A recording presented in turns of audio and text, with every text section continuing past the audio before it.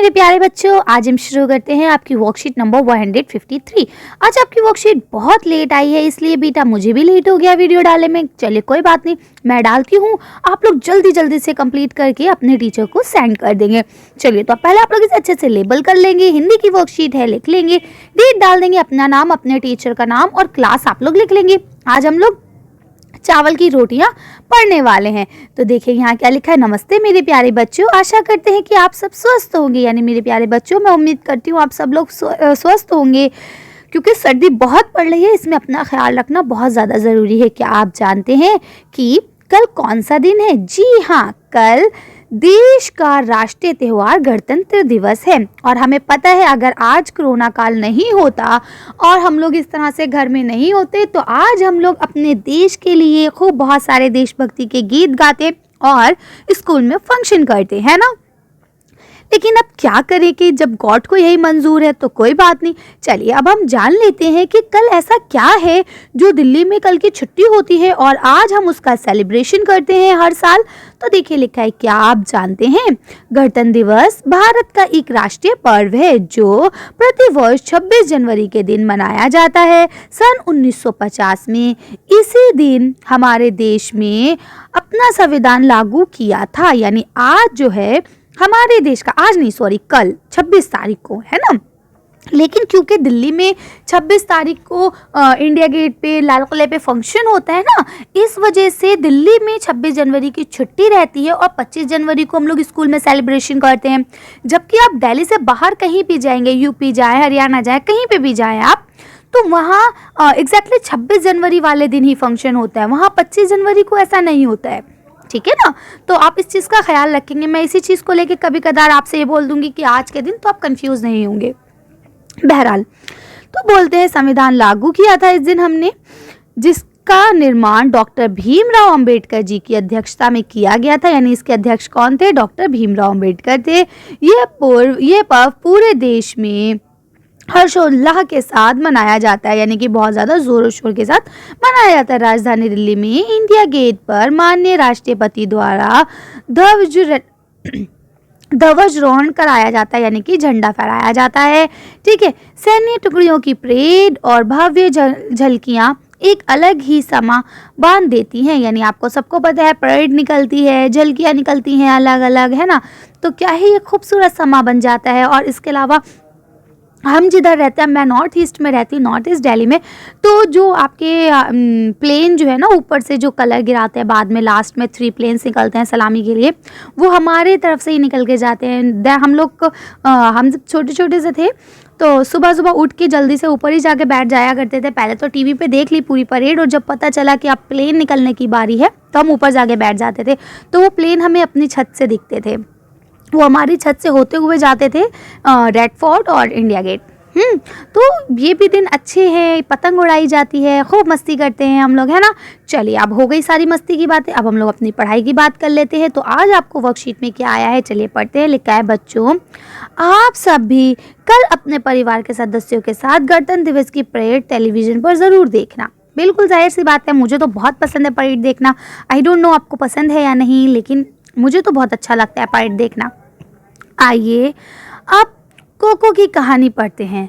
तो देखते हैं कोको क्या है। कोको एल लड़का था, यानी ये एल नहीं, एक होगा। कोको एक लड़का था, यहाँ पे कहा जाएगा कोको एक लड़का था जिसे चावल की रोटी खाना बहुत पसंद था। एक दिन जब कोको की मम्मी ने उसके लिए चावल की रोटी बनाकर रखी तो कोको ने उन्हें अकेले ही खाना चाहता था। ठीक है, यानी कि जब मम्मी ने बनाया तो वो सारी रोटियों को अकेले ही खाना चाहता था।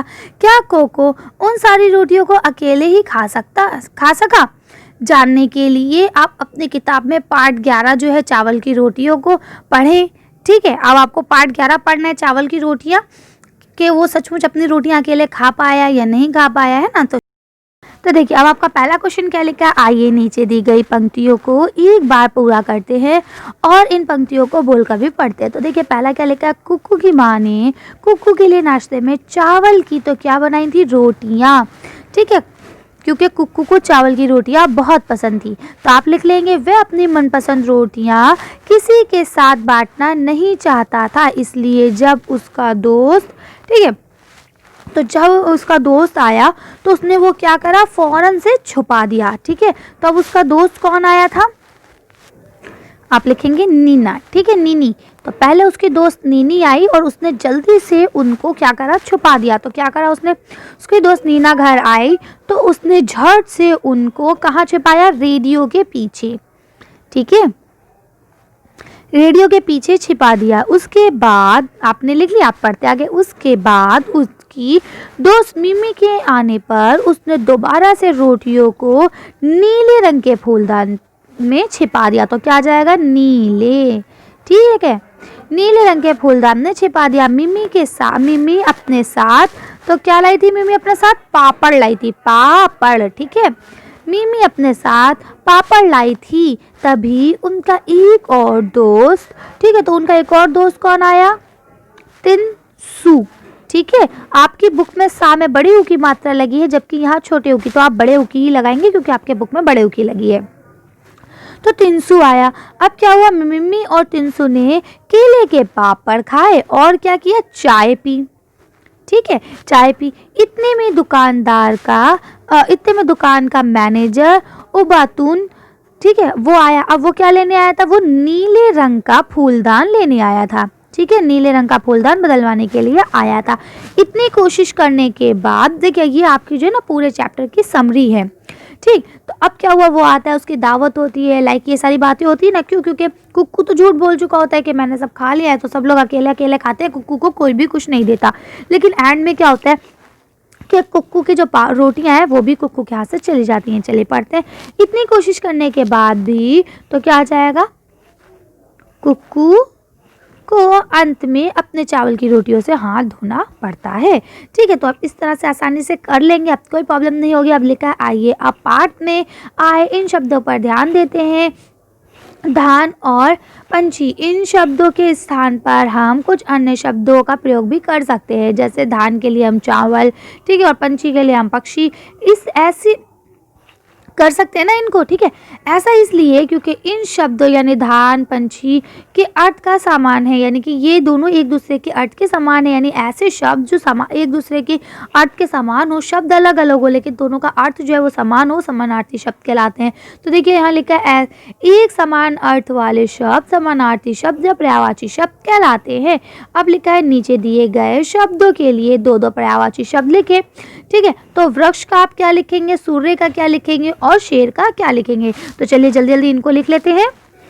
देखिए, अब आप पेड़ का तो वृक्ष का तो आप लिख सकते हैं। देखिए, एक तो लिख सकते हैं पेड़। ठीक है, वृक्ष का एक क्या हो गया आपका, पेड़। ठीक है, और दूसरा क्या हो जाएगा आपका, तरु, रा में ऊ की मात्रा, तरु। ठीक है, तो वृक्ष के आप दो लिख देंगे, एक लिखेंगे पेड़, एक लिखेंगे तरु। चलिए अब हम लोग सूर्य का देखते हैं। तो देखिए, सूर्य के तो आपके बहुत सारे हो सकते हैं, लेकिन मैं आपको आसान से लिखा देती हूँ। देखिए, सूर्य को आप सूरज भी कह सकते हैं, सूरज। ठीक है, सूरज भी कह सकते हैं, दिनकर भी कह सकते हैं। ठीक है, दिनकर भी कहते हैं, भानु भी कहते हैं। भानु लिख दूं, चलिए भानु भी लिख देती हूँ। भानु, भास्कर, है ना, ये सारे आपके सूर्य के पर्यायवाची हैं। तो आपको तो दो ही लिखने हैं, तो आप दो कोई भी लिख लेंगे, चाहे सूरज लिख लेंगे, चाहे भानु लिख लेंगे, चाहे दिनकर लिख लेंगे, चाहे भास्कर लिख लेंगे। ठीक है, चलिए अब शेर की ओर पढ़ लेते हैं हम। तो देखिए, शेर का आप लिख सकते हैं वनराज, यानी कि जंगल का राजा, वनराज। ठीक है, वनराज के अलावा आपके हैं तो बहुत सारे, केसरी भी है, कहीर भी है, लेकिन इससे आसान जो है वो आपका हरी है और सिंह है। ठीक है, तो हरी और सिंह भी शेर के ही पर्यायवाची हैं, तो आप अगर चाहे तो इनमें से लिख सकते हैं। ठीक है, क्योंकि ये आसान रहेंगे, इनको आप आसानी से याद कर सकते हैं। चलिए तो आगे पढ़ते हैं अब हम लोग। अब यहाँ लिखा है प्रश्न नंबर 3, गणतंत्र दिवस 26 जनवरी पर एक अनुच्छेद लिखिए। ये अनुच्छेद आपकी अभ्यास पुस्तक के पृष्ठ संख्या 159 पर लिख सकते हैं। ठीक है, तो आप अपनी बुक में लिख सकते हैं या कॉपी में भी लिख सकते हैं, एज अ विश। चलिए तो एक हम छोटा सा निबंध देख लेते हैं गणतंत्र दिवस के ऊपर।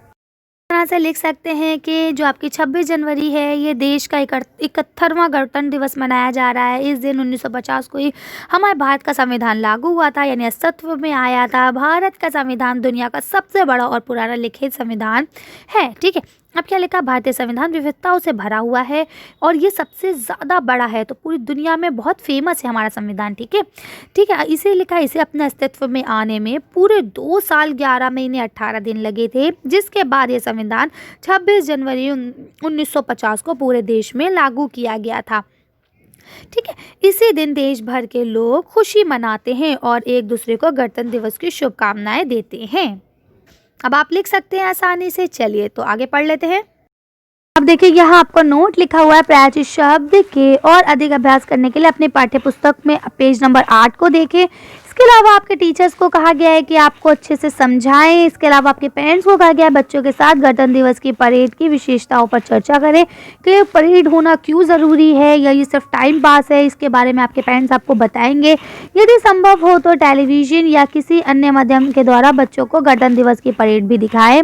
और अगर ऐसा है, बहुत अच्छे से पॉसिबल हो सकता है, तो आप लाल किले पे भी जाके देख सकते हैं, लेकिन क्योंकि कोरोना हो सकता है इस वक्त कम लोगों को बुलाया जाए, लेकिन फिर भी आप घर पे बैठ के तो आसानी से देख सकते हैं। घर में रहें, सुरक्षित रहें तो ज़्यादा बेहतर है ना।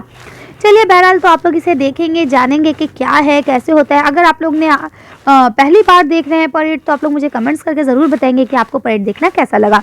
चलिए तो आज की वर्कशीट को हम यही खत्म करते हैं। आज की वीडियो में बस इतना ही। अगर आपको हमारी वीडियो पसंद आई हो तो प्लीज़ लाइक और शेयर करें। अगर अभी तक आपने हमारे चैनल को सब्सक्राइब नहीं किया तो प्लीज़ हमारे चैनल को सब्सक्राइब करें। Thank you for watching.